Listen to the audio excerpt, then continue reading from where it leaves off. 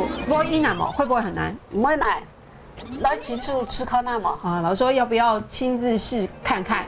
经过特殊处理的落水纸保留了长纤维，还有丰富的色彩。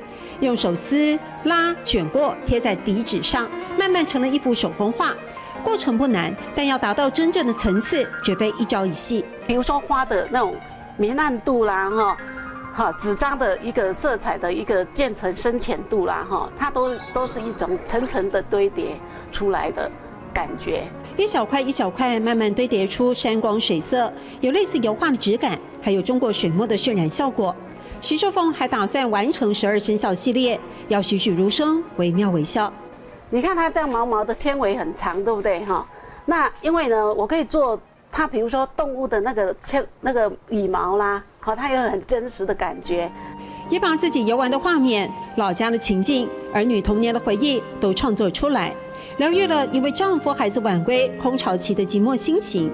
在展览时卖出30几万的成绩，更让徐秀凤惊喜，找到了自己的新价值。也透过教学分享，你不会有做失败的画，只要你有耐心。